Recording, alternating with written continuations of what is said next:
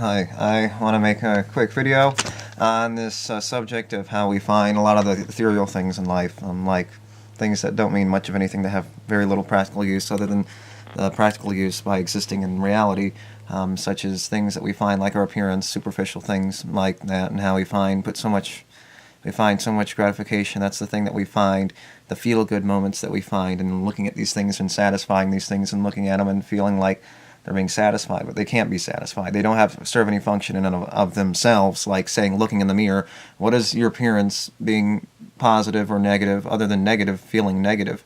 It's about avoiding the negative, and that's the only value that this weights, is avoiding the negative. When you look in the appearance and you don't see anything ugly, it's a matter of being satisfied. That's all. If you for some reason get an orgasm looking in the mirror, then you're going back to satisfying another need that you need. That's your sexual desire, whatever it may be. You're on to satisfying something. That's all you're doing, is satisfying whatever gratification you want, and that's the only weight that anything carries, is the weight of avoiding a negative or getting out of a negative. It's about chasing something and avoiding something, running away and chasing. But that's the thing, is, say you have good hearing, but it only means something if you lost your hearing. We all, by practical means, having these senses, we expect them to work in a certain way. The practical things in our body and reality and experiencing life mean something to an extent, but they only mean something based on the default that we've experienced them. We don't appreciate the things that we have, sort of like we don't appreciate, well, we do. I can't say that as a blanket statement, but generally speaking, we almost expect them to be there by default in many ways. In many circumstances where you expect, okay, I appreciate my hearing, but my hearing should be there by default because I need my hearing, my sense to hear, because that's something I had, unless you weren't born hearing or whatever it may be, and you started hearing. But if you heard and you lost your hearing, it obviously means something. But it only means something that you lost. But once you gain it back, it means something, but it only means something because you lost it. We almost expect them to be there. But the impractical things, like, say, looking at yourself in the mirror, other than creating a motivating mechanism making you feel good about itself, what is the practicality of your appearance other than the functions that your appearance serves? You look a certain way, so therefore it's going to function a certain way. Your eyes are shaped a certain way. It allows you, it curves your lenses in your eyes, so it makes it so you can't see as well. And that's something about your appearance, a genetic appearance. You have a nail goes through your eye, that affects your appearance, but it only affects your appearance, and it affects your appearance, but it also affects your psychological well-being and your physical well-being, because you can't see out of an eye now, and it left a mark in your eye, so that affects your physical appearance. But in and of itself, your appearance, other than a reaction, say looking in the mirror making you feel good, or other people's reactions and seeing you affecting these sentient beings, has no practical function other than serves a function, and if it doesn't serve a function, it doesn't mean anything beyond the function. You looking and sensing isn't the function. That's just a reciprocation between my senses and someone's appearance.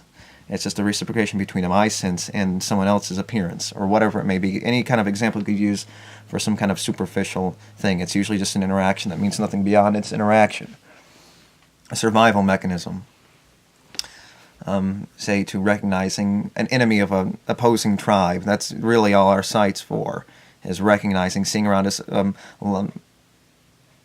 going through our environments and avoiding the traps and and trying to avoid death and so on and so forth, and surviving. And that's all we're trying to do, is navigate our environment. I'm tripping on a lot of words, trying to remember a lot of words. So a lot of these practical things, like hearing, is something we, by default, if it's something we've had, we expect it to work, and we don't appreciate it. But the things that we do appreciate are the things that we can't necessarily grab, that are intangible, that are ethereal.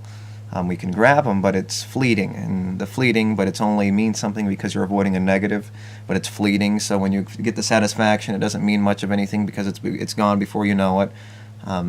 It's going to be gone fleetingly, expecting something. It's a week away, but it's going to be here before you know it. It's going to happen. It's going to be your present moment. It's going to be something you're going to be in.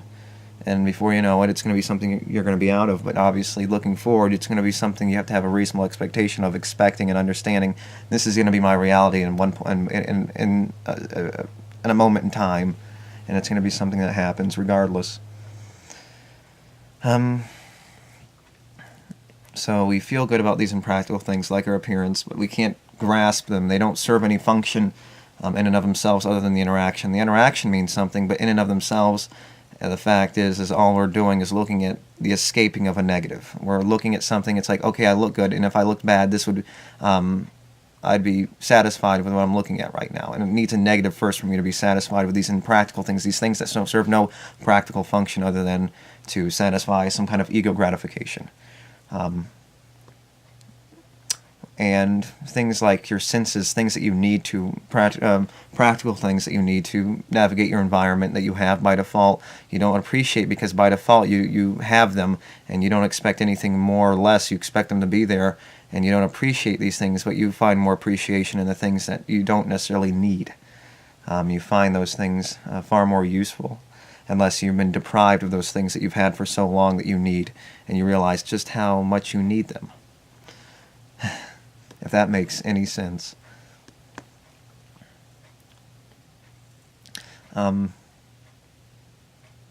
So, yes, we find great satisfaction in the things that we don't have. The practical things, by default we have the practical things we typically need. If I say a blind person, they compensate with their hearing or whatever their other senses become stronger, and while then it becomes one of those things where that's their default. I'm just saying by any standard of what a person's default is. You have all 5 or 6 of your senses. You have all the senses you need that you were born with. That's what you've had for so long, and then it takes something that you haven't had. It's usually the practical things that you don't need. Say like feeling gratification after looking at yourself in the mirror, like the example I keep using.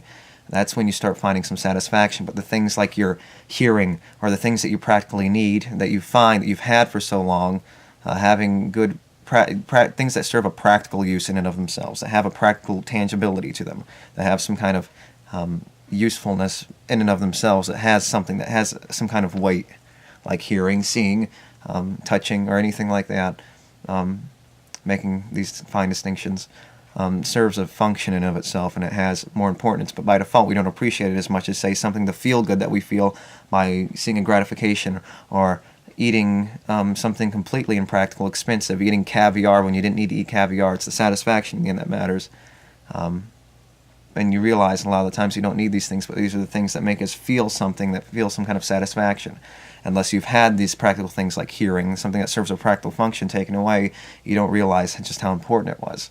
Until you've deprived it first, and you regain it.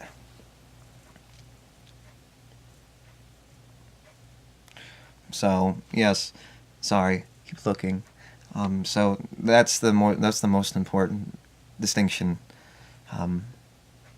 So we find those things that we don't have, and the things that we don't have are usually the things we don't need. But that's the thing we usually derive the most pleasure or most gratification from.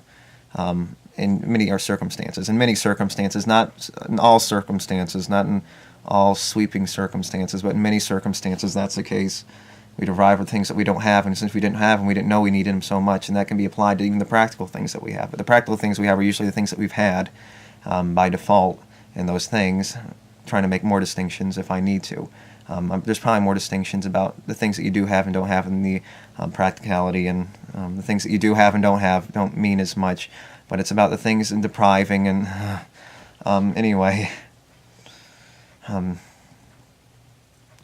So the things that serve a function, we don't appreciate as much, because those things that serve a function are the things by default that we usually have, but not necessarily always. And obviously, going back to the compensation, say a blind person compensates with their hearing, or with their recognizing echoes and things like that, bouncing off of walls and things like that, and using that. And if they lose that sense, then they don't realize it until they've lost it. Going back to the memory thing, where you don't realize you've forgotten something until you remember it again, and you don't realize. And it's these things, these ego gratifications, the things that we can't necessarily touch that have some kind of weight, that makes us feel something. And the things that we've had all along that mean something practically, like our senses, don't mean anything until we've lost them. So we find a lot of the pleasure in the things that we don't necessarily need. And we don't find the pleasure in the things that we already have, that are practical, have some use in and of themselves by default. We don't find as much satisfaction because those are there by default, and we don't realize how much we like them or need them until we've lost them, the practical function that we need. And I think it's a distinction between practical function and non-practical function, and things that you've had and things that you don't have. Those are two different distinctions I guess you can make, that you can make a dichotomy out of. So yeah, I think that's all I want to say. I didn't say it that well, and I'm sorry, but I hope I made my point good enough. A lot of these videos are just made at the last second, so I'm just thinking things off the top of my head. Just an idea to get me jump started and to make a video off of. So anyway, I apologize if it was incoherent, but sorry, and until next time, bye.